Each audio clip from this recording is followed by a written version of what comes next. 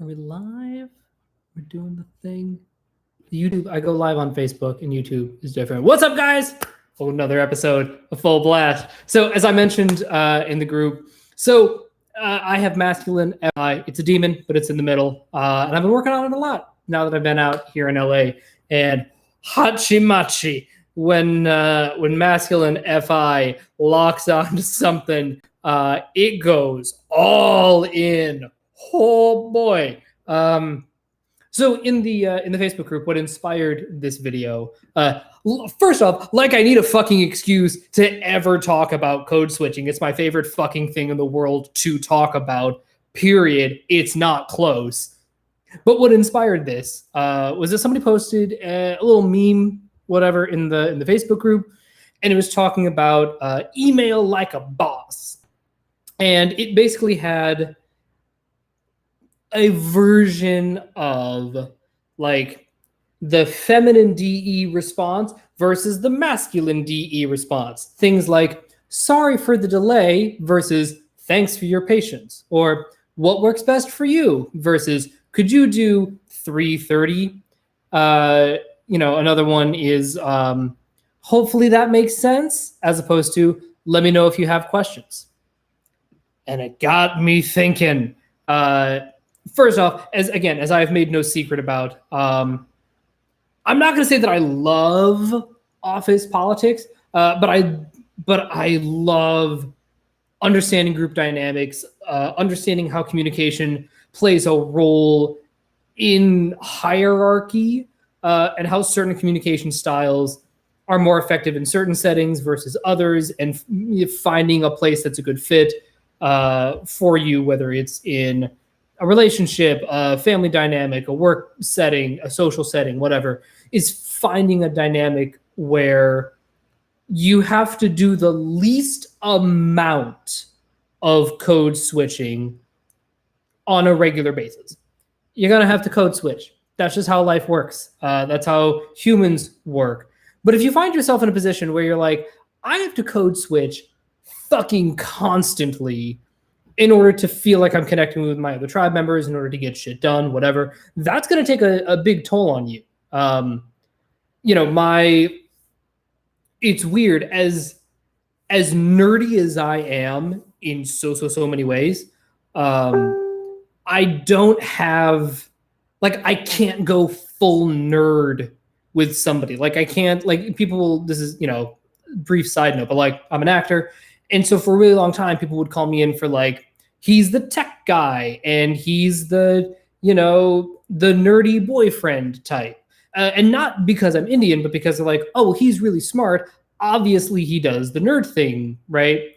But that's not my cadence. That's not my energy. I am much more grounded. I sort of liken it to, look, the TV show that I actually should be on is Justified or Banshee or Sons of Anarchy, or fucking honestly anything that takes place in the South. True Blood, yo, put me on fucking True Blood.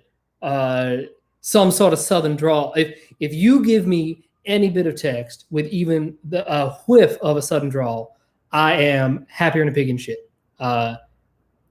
Same with sort of the New York tough guy thing, right? That's my energy. And I bring those two examples up specifically because in New York, in the where I was culturally, socially, professionally, whatever, neither of those were modes that I could really fully inhabit. And I had to sort of walk this weird eggshell, corporate. It was very I had to be extremely precise about my words and have just enough feeling, but not. And I was like, I can't do it. I can't fucking do it. I can't manage my communication style to this degree and hope to sustain it. It's just not going to fucking happen.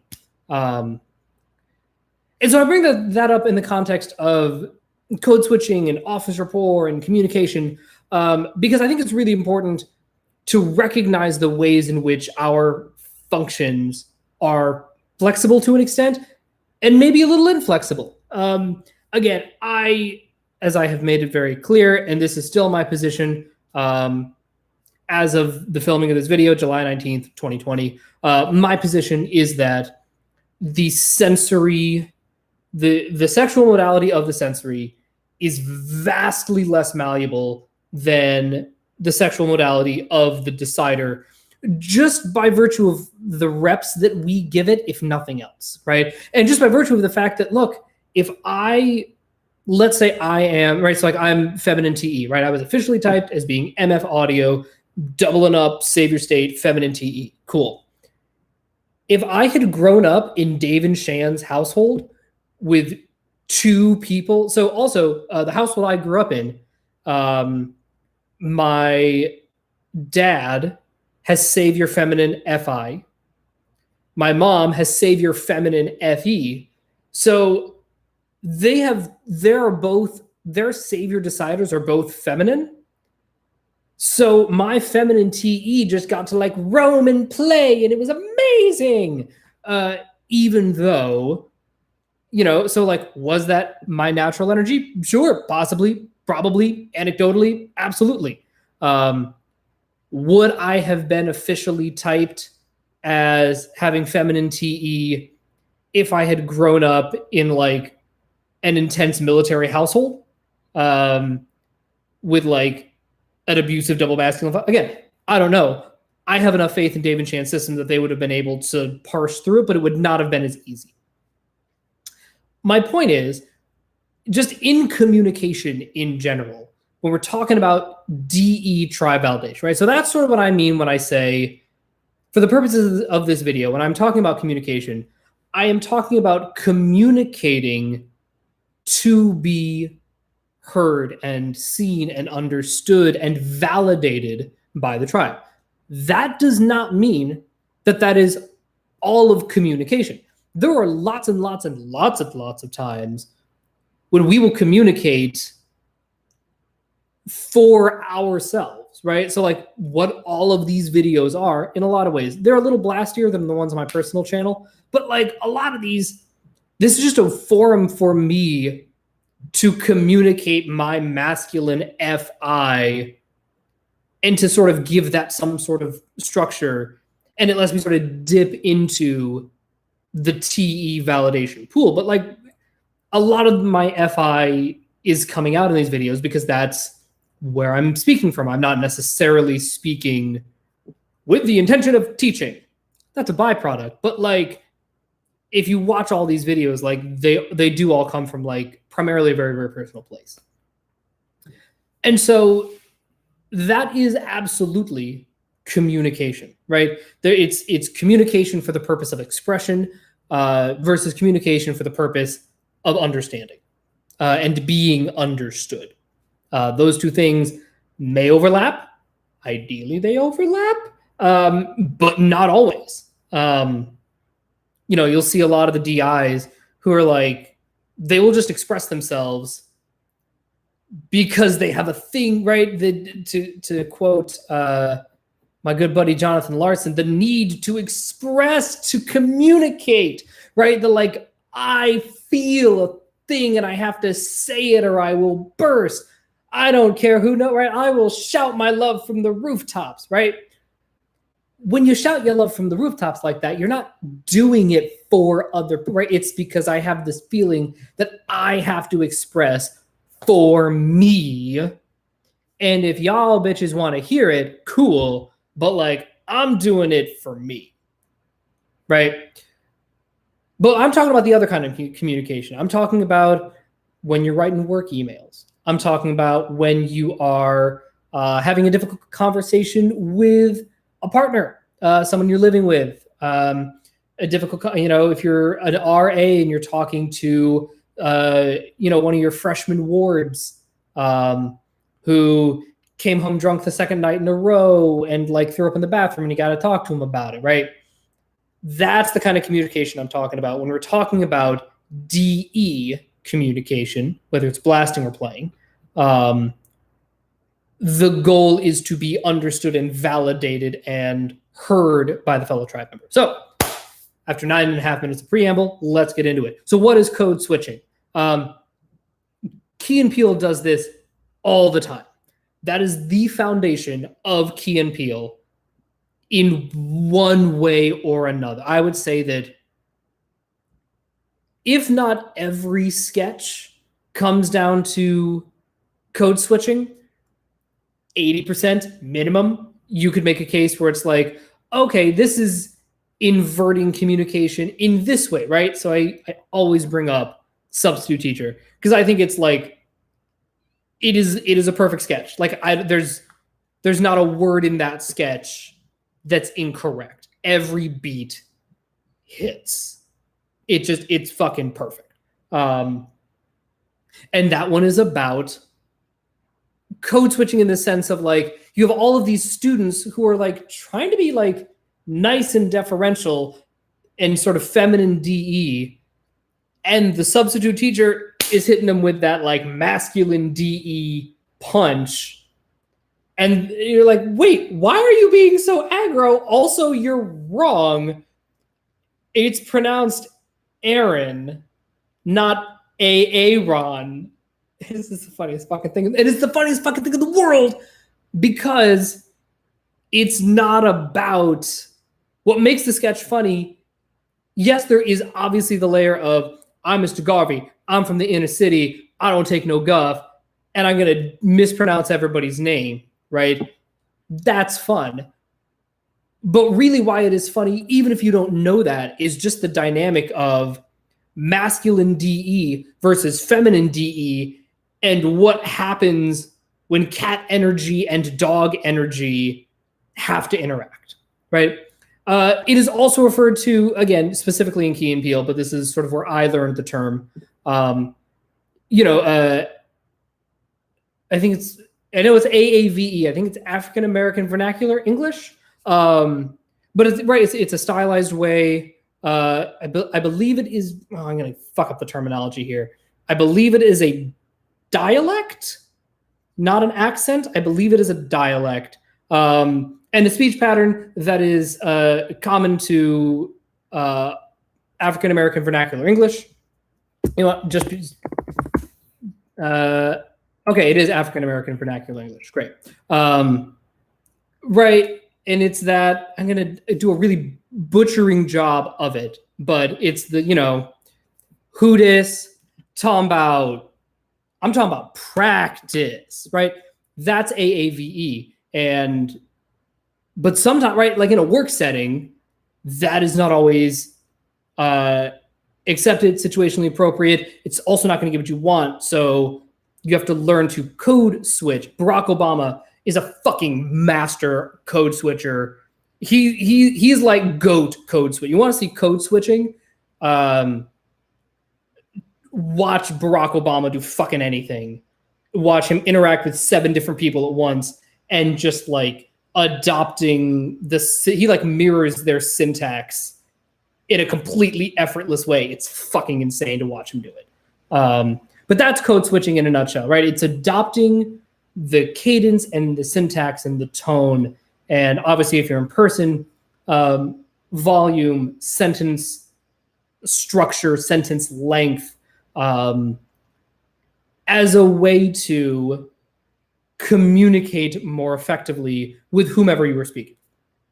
So that's code switching. What the fuck does that have to do with OP and DE? Well, I think that there, in addition to all that like linguistic nerd shit that I just threw at you for no goddamn reason because I'm amused by it, there is on just a really simple level this idea of strident versus not, punchy versus soft, nice versus asshole, right? Whatever binary you want to put it in, you can shorthand those and sort of force them into this like masculine DE versus feminine DE.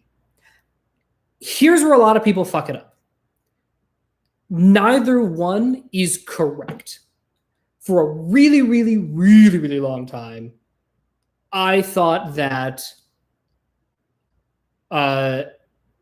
feminine DE was correct.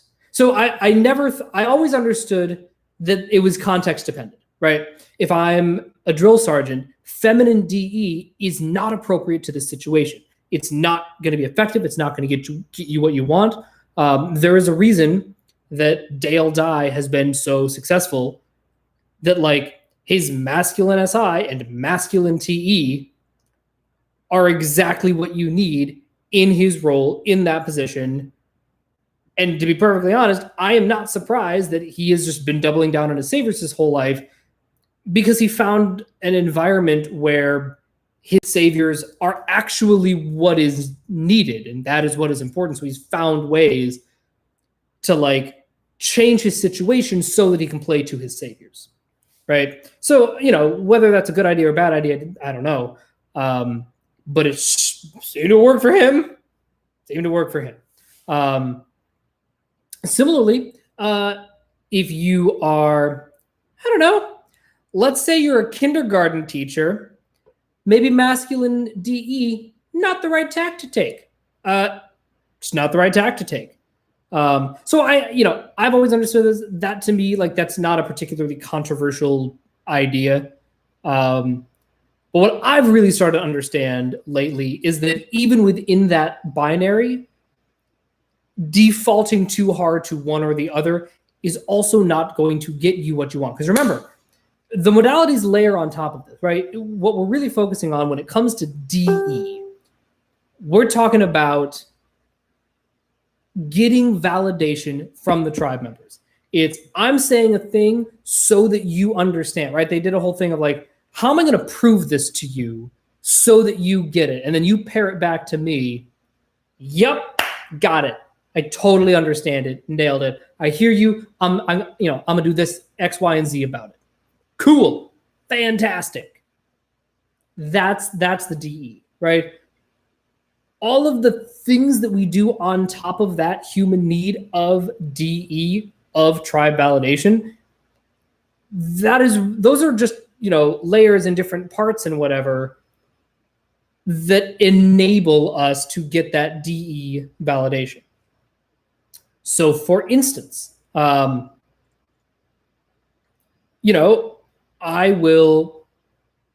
whole reason that I was successful at all in the corporate world, even though it didn't work out, the whole reason that I was successful at all was because of my ability to sort of ride the wave of feminine DE and masculine DE when it was appropriate, right? I was very flexible. Again, it did play a lot to my feminine TE, for sure, absolutely. But like, sometimes feminine TE doesn't get the job done. Like, sometimes we are on deadlines, and sometimes shit has to get done. For instance, I was working on a project once. I was project managing a curriculum thing.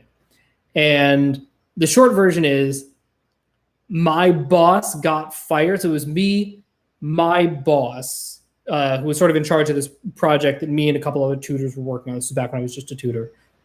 Boss. And then there was his boss. And then there was the CEO, who was the boss of him and his boss. This was not a well-structured organization, y'all. Not well-structured. So, but the short version is that this boss, CEO boss, fired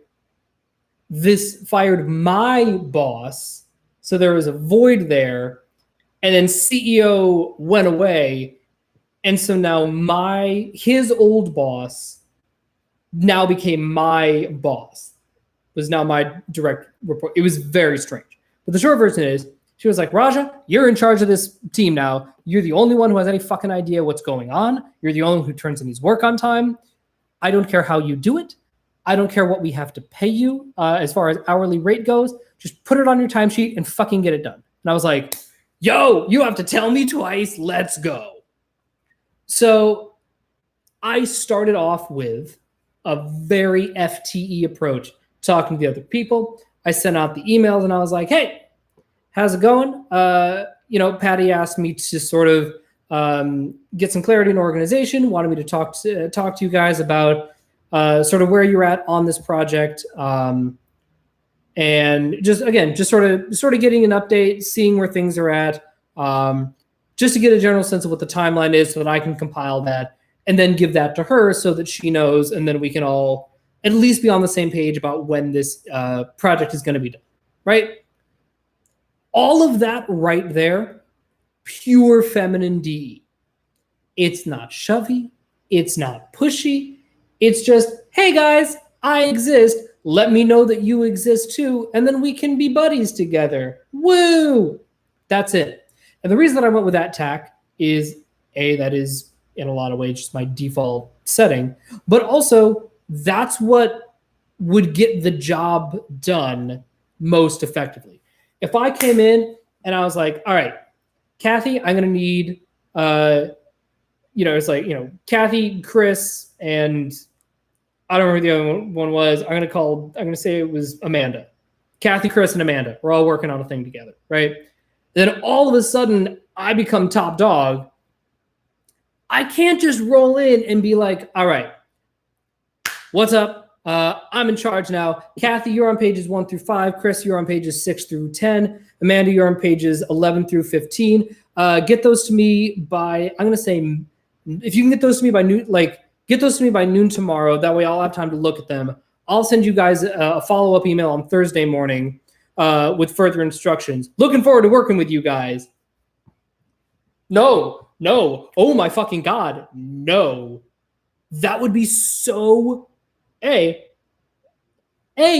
rude. Number one, how dare you? Fucking our boss just got fired and you come in swinging your dick around? Really? Absolutely not. Go fuck yourself. I should imagine doing this. I imagine if I was working with Dave or something and I came in like that and just started swinging my dick around, he would just not do it out of spite, right? That's what would fucking happen. I was like, okay. I actually even went further into feminine TE land than I was actually comfortable with, because here's what I wanted to say. Here's my default setting. If I could have said anything I fucking wanted, here's what I would have said. Hey guys, all right, so I'm in charge of this project now. Here's what I need from you guys. Kathy, if you could give me a report of, just the problems you've completed so far, what you have left undone. Same with you, Chris. Amanda, I know that we haven't given you much yet. Once those two get their piece to me, Amanda, then I'll be able to sort of figure out what I can give you. If there's anything in particular you want to work on, let me know, and I will do my best to incorporate that. I know this is a really tough situation that we're all in. If you have any questions, please do not hesitate to reach out. I'm here. I'm available. I'm here to help you guys. That's what I want to say. That is me at my most authentic. That is boss Raja. That is admin daddy Raja. But admin daddy Raja, that is not situationally appropriate. I can't just come in. Even that was probably a little too MDE to get what I wanted, to get the validation that I wanted. That amount of MDE, I think, was probably a little too much. So I went even softer. My tack was, let me start off in full FDE land, and then we can slowly turn up the heat and the intensity as necessary. And by the end, I actually did get very MTE with one of them. I'm not going to tell you who. But I was like, listen, all right, let's break this down. Break this down for me. I need to know where you're at. Because if you don't tell me where you're at, I then can't give Patty the report that she needs to actually approve this budget so that we all get paid. So here's what I need from you. How many problems have you done? They were like, I don't know. I was like, okay, let's try this again. How many pages have you done? Okay. Here's what we're going to do. How long did it take you to create this problem? I don't know. Ballpark it. Fucking pick a number. I literally don't give a shit at this point. 15 minutes? Great. We'll say 15 minutes. This is this. As a spot check, it looks like you've been done like half. You do like half on each. I don't know what your process is. That's not my job. Done half. You have 72 problems you have to do. 15 minutes. Great. I'm going to say that you've done this and have done this much. If that seems wrong, speak now or forever hold your peace. Right? That is not my default setting. I do not like this approach. I'm also not very good at it. But that was what was needed in the moment, because the feminine DE approach of being, open and flexible and warm and accommodating didn't get me the validation I was looking for. So then I got to adjust. And what can happen, and where people really get stuck in their saviors a lot of the time, is when they're like, okay, I'm feminine TE, and my feminine TE approach didn't work.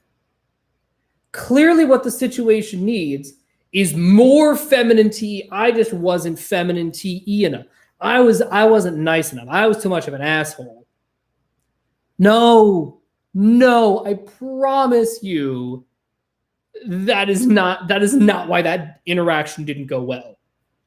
You look, whatever. We're fucking throwing darts, blindly. We don't know what's going to stick. And especially someone in my position, I had a brand new team. Like, I had worked with them as colleagues, but I don't know their work style. I was 2016. So I think I had just turned 30. When this project happened. So like, I had a sense of my own leadership style, but like, I didn't really know. I didn't have a lot of practice. So like, I was still feeling things out. But at the very least, I knew, okay, I'm going to start over here. And then I will slowly get tighter and tighter and turn up the heat if needed. Just because it's harder to start really strong and then get wishy-washy, that tends to be less effective. I think it's a riskier play to start off strong, right? If we want to use the carrot and the stick metaphor, start with the carrot. Start with the carrot. We don't need a stick, right? I would love to not use a stick. Sometimes you got to use a stick. What are you going to do? So that's sort of what I mean by, in this context of code switching, in this context of adapting your communication style in the interest of getting the most tribe validation possible. I don't think it actually comes down to how flexible I am willing to be, I, the communicator. I don't think that's what it is. I think it's more about how much leverage, how much rope am I going to give those whose validation I am soliciting, right? So I am willing to give a lot of flexibility as a default, right? And again, a lot of that was what I was taught growing up. I had it's weird. I did not consider them overly indulgent or permissive by any stretch, because I just don't think that is true. But because they were so clear about, these are the expectations. If you meet these expectations, you have free reign within these boundaries. If you do not respect these boundaries, then we have to shrink the boundaries. So if you like the boundaries to stay wide, you have to respect the wide boundaries. You're being given a wide berth with the understanding that once you get close to a wall, that wall gets real spiky real fucking fast. Right? And I was like, oh yeah, that wall is so far away from where I'm trying to be. Like, I'm super good right around here. I recognize the wall is there. If I'm feeling feisty, there was an evening, it was one of the best evenings of high school. One of the best evenings of high school.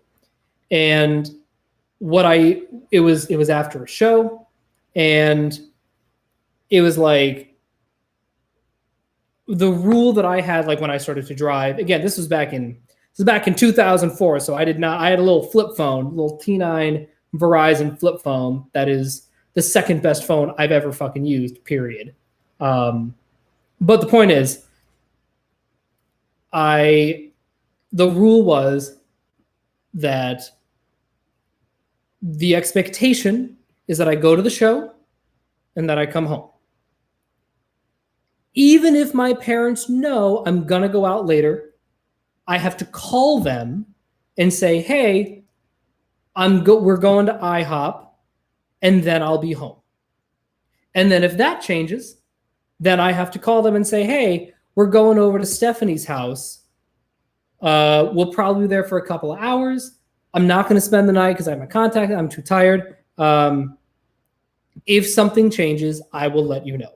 That was always the rule. I just had to tell them what I was doing, but I had to tell them what I was doing. And then once that was established, they're like, great, go have fun. So I learned this very FDE approach to management, leadership, parenting, communication, whatever the fuck you want to call it, blasting, getting the tribe to do whatever you wanted them to do, right? From my parents. That's where I learned it. And I think it's important to look at, especially, again, I'm very on the fence about the sensory as to how much that's really malleable and manageable and how much you can be flexible with that without it being really clunky and awkward and like not even fucking worth it. And again, maybe that is coming from my demon masculine sensory, but like, man, once I figured out that I had masculine sensory, and once it was confirmed, so I sort of started to know it in 2017 was when the pieces started to fall together of like, oh, fuck, I'm masculine. Oh, I have this kinesthetic energy.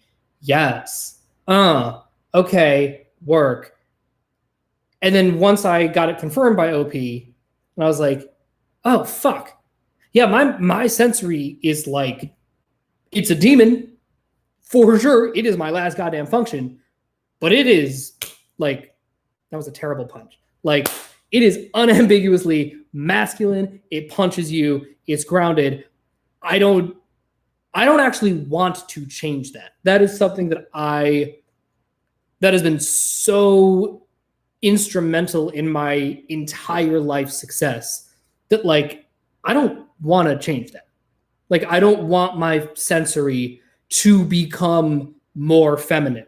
That's not the direction I'm growing in. If anything, I want my sensory to get more masculine, and I want my intuition to become more feminine so that they can talk to each other and like really balance each other out. And so I'm not like only stuck in this very narrow, bandwidth. The deciders, I think, are a little more flexible.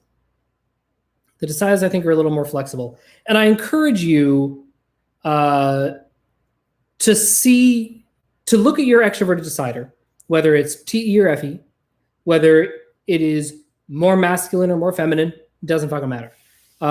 Where I'm at with it right now is I think it's really important that the extroverted decider, and consequently the introverted decider, be super flexible. And again, flexible not in the more feminine, not in the what you expect of others to be really flexible, in terms of what boundaries you're able to set and the way in which you're able to communicate. If you can communicate in a really punchy manner, as well as a really gentle, mellifluous, kind of like whatever, man, kind of way, and be able to like feel comfortable across the spectrum, oh, buddy, there's nothing you can't do. I'm telling you, there's nothing that you can't do if you are in fact that adept. Again, when I'm talking adept, I mean like Barack Obama level adept. You know who else has always impressed me with her ability to code switch is Anne Hathaway. I think she's a lovely human. So she's a leads. She's a weird. She's a double feminine lead sleep INTJ with play last, I think. So she's doubling up on her two masculine functions, even though she has feminine DE. And I think that that's given her this ability to sort of really navigate and be able to read the room again with her feminine SE. That certainly helps, again, being able to sort of see potentially like, right, okay, yep, I got it. Plus her savior NI. She's a social wizard. She's great. But like, look for those kinds of people.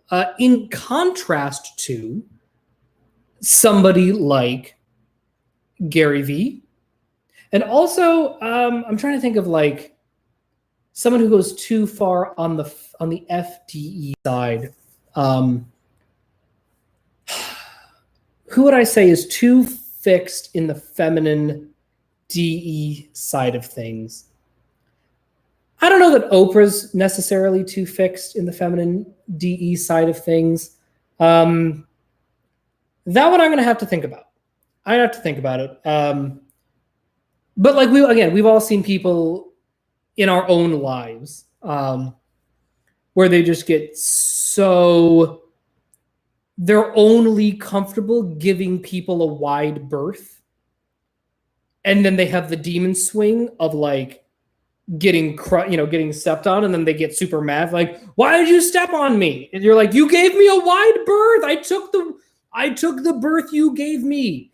If you wanted me to have a more narrow berth, you could have told me that, and I would have at least tried to respect your boundaries.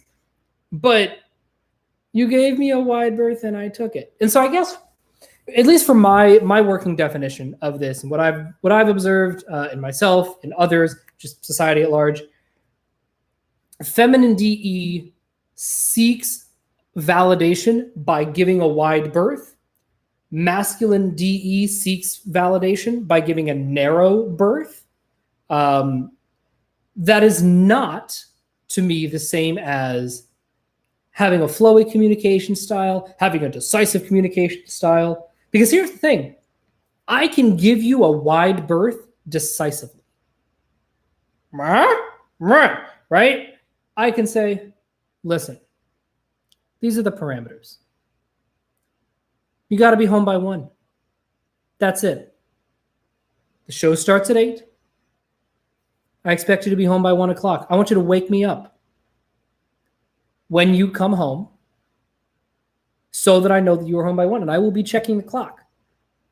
And if I do not get woken up by you, then I'm going to assume that you stayed out too late, and there's going to be consequences.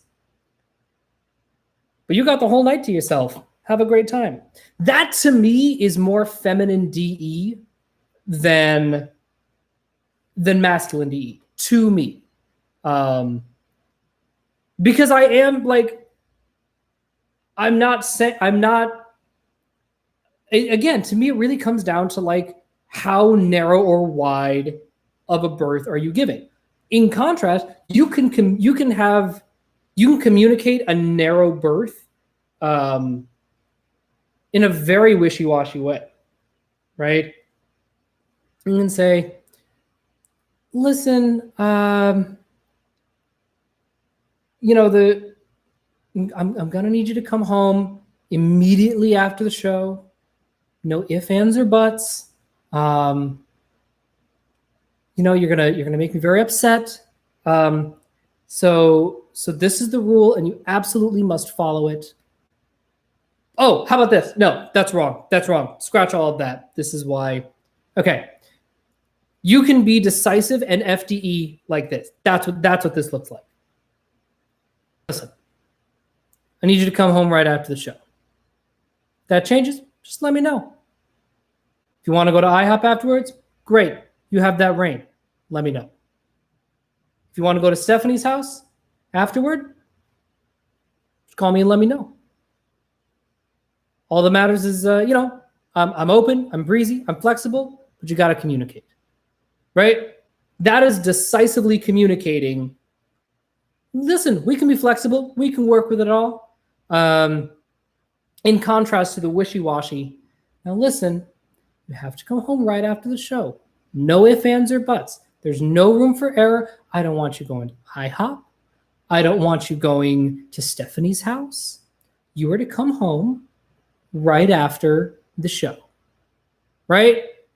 And that's when you get like, whoa. That's like weird and passive aggressive. And like, I don't actually know what's expected of me because the words coming out of your mouth are saying that I have to come home right after the show.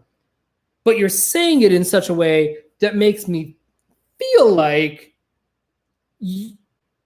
I have leeway, but you're saying I don't actually know what you want from me. So, again, my preferred communication method is decisive with FDE. Again, I have found that subjectively extraordinarily helpful in contrast to wishy-washy MDE, where I'm being given really clear directive instructions with no room for error. This is what is expected of you, punch, punch, punch. But the tone is all wishy-washy and bullshit. And I'm like, I don't know what to do with that. But the point is that I think it's really important to find your own voice. Figure out what your ideal default setting is. And for instance, so like my default setting, the reason why that first extreme example works so well for me is because it's authentic, right? You can, I promise, you can imagine me as the dad on a CW show, like talking to his daughter before prom, right? Like that's my energy. Again, it's decisive. It's sort of it's a blend of FDE and MDE. It has the decisive quality of MDE, but the wide berth flexibility of FDE. So once you have figured out what your optimal communication style is, great. Put a pin in that. Anchor that. Don't forget what your core is. And then from there, on your communication journey, as you are learning to communicate more effectively with different groups of people in different status hierarchies, right? If you're the boss versus you have a new boss versus you have a coworker versus you start dating somebody versus you're meeting somebody else's parents for the first time. Like all of those are different social dynamics. And you're like, okay, for me, I'm just going to again use me as an example. I feel really, really comfortable in this decisive but wide berth sort of communication style, right? There's nothing unclear about what the parameters are, but the parameters themselves, super wide, a lot of flexibility within that, right? There are a lot of ways that you can make me happy. But these are them, right? Cool. Now I'm going to go into a situation and see, okay, is this what the situation needs? Is this decisive wide berth approach the right thing? Or is there actually something very, very specific that I'm looking for, that we need, that the project needs, that the relationship needs, whatever? All right, cool. Well, if I'm narrowing that berth, then I got to understand how that's going to affect my communication style. Does that mean that I need to be more wishy-washy? Does it mean I need to be less? Do I need to mirror that? Do I need to keep the decisiveness? Again, this is situation to situation. You're going to have to feel that out in the moment. But what's important is that you learn to recognize when different communication styles suit different situations and being able to go, okay, if I'm looking for DE validation, what is the best way that I'm going to actually get that? And then adjust your communication style. Again, I could do an entire, sorry, I'm scratching my nose so much. It got warm and the allergies and LA is just weird right now. But the point is, look, I could do an entire video about like cadence and syntax and sentence structure to maximize MDE versus FDE, like literally right down to the structure of when to put the exclamation point, when not to, when to do a word in all caps versus 2 asterisks on each side for emphasis. I mean, it's a whole fucking thing. That's not what this is about. The point is to recognize that our communication style is flexible. It should be flexible. And when you are looking for that DE tribe validation, it is important that you treat it as being flexible and malleable, regardless of whether you have FTE or MDE. FDE or DE, right? I said DE both times. DE. FDE or MDE, understanding that there is a spectrum there, and the more that you can dance across that spectrum, the more effective a communicator you're going to be.